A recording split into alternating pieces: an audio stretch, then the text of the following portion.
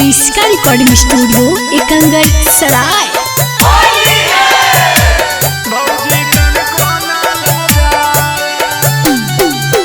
DJ Kundan राज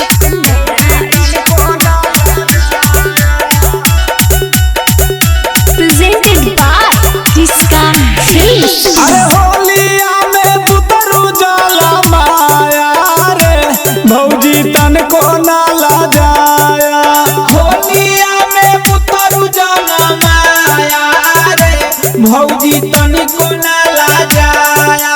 होलिया में बुतरू जाला माया रे भौजी तन को नाला जाया। होलिया में बुतरू जाला माया रे भौजी तनिको नाला जाया। तनिको नाला जाया भौजी तनिको नाला जाया। तनिको नाला जाया भौजी तनिको नाला जाया। कबाना विटामिन हो खाया रे भौजी तनिको नाला जाया। होलिया में बुतरू जाना माया रे भौजी तनिको नाला जाया। होली गेलो भौजी होली गेलो होली में बुतरुआ होली गेलो। होली गेलो भौजी होली गेलो होली में बुतरुआ होली गेलो। नाइटी पेनहल में नदिनवा देखल को बिकुआ देखल को कुंदनवा देखल को। मोटा पिचकारी हमर होली गेलो भौजी होली गेलो। होली गेलो भौजी होली गेलो होली में बुतरुआ होली गेलो।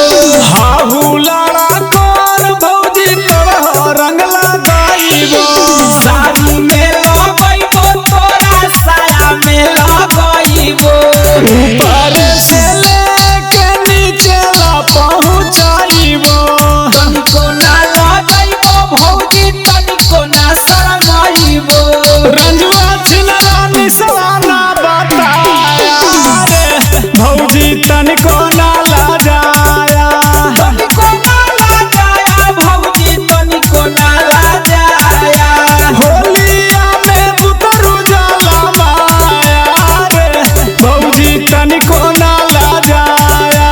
होलिया में बुतरू जाला माया रे भौजी तनिको नाला जाया। लिहा पर बउआ के दूधा पिलाई लिहा।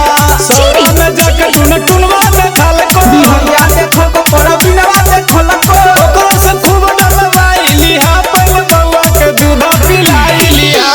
बूढ़ावा जवान सवाई तो पारा पारी। बूढ़ा नाही मनी हो भौजी नहीं लगत गारी। देवारा भने सर रंगवा डाला तो उघारी। रही हो तू साभारी भौजी रही हो तू साभारी। मैसूर के पिचकारी से छुआया रे भौजी तनिको नाला जाया।